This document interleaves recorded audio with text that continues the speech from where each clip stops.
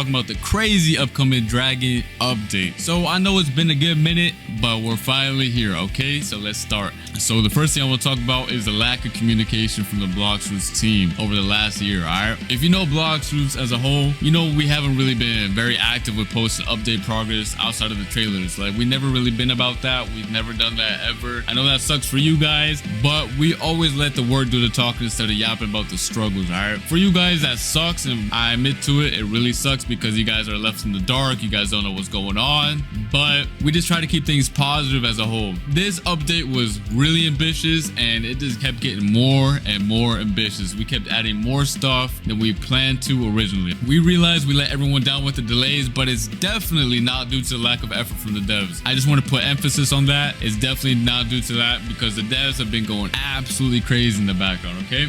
You guys haven't even seen half of the update and half of the stuff that's been worked on. So you guys know the original plan was just to rework Dragon, and as the delay kept getting more and more, we started deciding, you know, to add more content to the game to make up for the delay.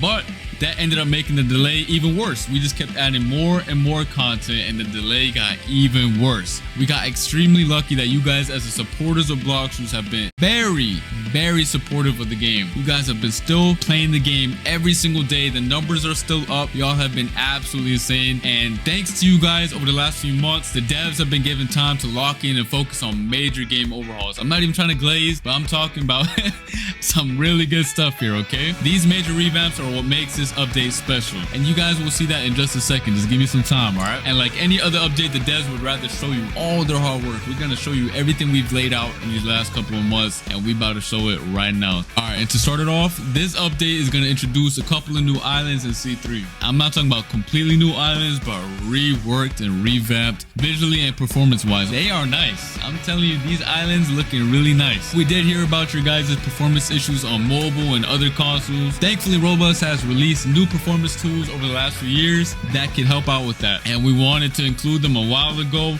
but Bloxroot was way too outdated to use those features. Even though we wanted to include those changes, we couldn't. Thankfully, this update changes that as we're taking the first steps to make our game compatible with Roblox performance tools, and we're only going to start off with that in C3. And mind you, I said start off, so that doesn't mean we're going to end in C3. We're just starting off. This is a starting point, all right? Starting from zero, basically. These three islands are a test to see how much the Bloxroot maps can be improved without forcing our players to face performance issues, alright? And we're trying to keep lag in mind at all times while doing these updates. We want to make sure that every single region, every single device, and everybody can enjoy the game as much as the other player. And I think that's a good thing. I gotta give props to the team for always focusing on that, alright? Enough about that. Let's show some stuff that's been revamped. So the three islands in the background that you can see right now are Port, Great Tree, and Hydra Island. So if you keep those in mind, I'm gonna show you a before and after right now. And if you guys have paid attention to the background this whole time, I've already given you guys a sneak peek of what some of it looks like, but let's go more in depth, all right?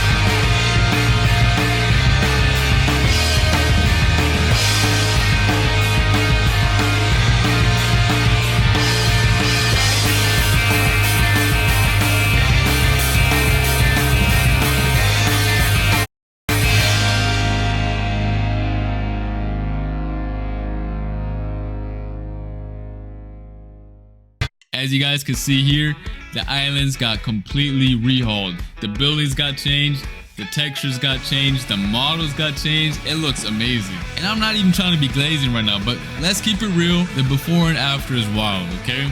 So here we got port. We got the buildings right here. And then we got Hydra Island, which got a complete overhaul as well. That island looks beautiful. And last but not least, we got the Great Tree, which probably some of y'all didn't expect it to be one of the 3 islands, but here you can see in the background. The Great Tree also got revamped. Got a couple of new structures in the background. It's looking really, really good. All right, so enough about the maps. Now I want to talk about some of the basic gameplay that has been enhanced as well. All right, so the first thing I want to show you guys is the new quest NPC indicator. All right, so as you guys can see, these little indicators update as well. And not only that, you can see that every single NPC in this game now has an idle animation, so that just makes the game look more alive, feel more enhanced, and it just looks better overall anyway. So when you go up to an NPC, they start glowing in a highlighted color. The rest is still the same though, but this applies to every single NPC. So if I go up to the next NPC over here, same thing happens. Starts glowing green, has a green aura now as an indicator. It looks way better than before, because if you guys don't remember, before this update drops, or the current blocks is for you guys right now, they don't move. All they do is stand still. I can show you guys right now. So as you guys can see right now, they are not moving. They are just frozen. The NPC indicator isn't that good as well. So right here, we got a couple of more that I can show you guys. It's pretty much the same, but they have different idle animations. Right here. And right here, different idle animations. Mobs. Not only did the guns get changed, but the mobs and the way they interact now is completely different as well. So they have different animations. And again, let me show you the before and after. In this version of the current blocks, it's a nice little feature. I also want to show off the new observation. All right, I know you guys have seen a sneak peek on Twitter, but I just want to give you guys a closer look right here. Weave, weave, weave. Ultra Instinct in here. Weave, weave, weave, weave. Yes, sir. All right, next up I want to talk about is the gun itself. And this is not the only gun that got revamped. Every single gun in the whole game got a visual revamp plus a gameplay revamp. I'm only going to showcase this one in this video, and I'm going to showcase the rest of the guns in the upcoming trailer. I won't say when it is, but just know there's a trailer coming out soon. All right, so here's the M1s. I'm sure you guys have paid attention. It has its own reload animation, its own walking style.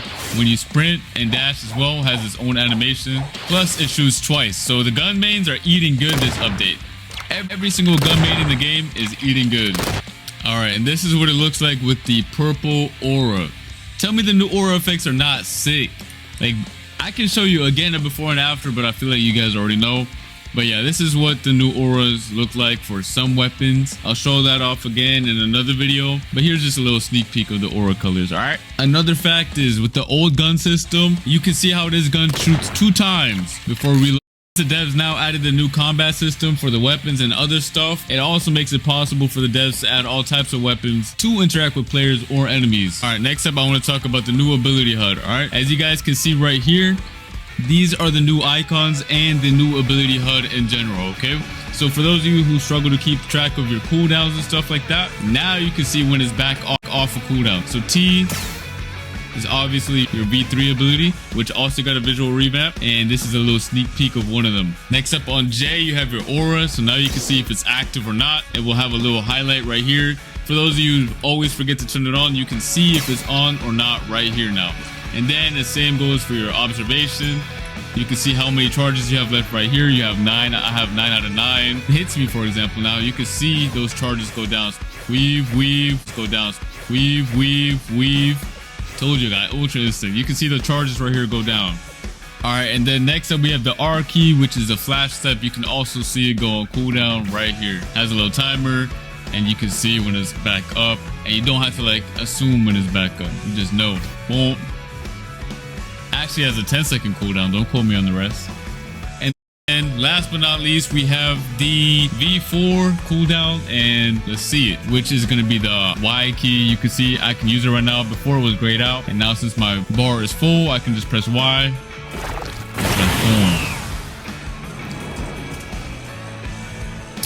And that's it for the ability HUD.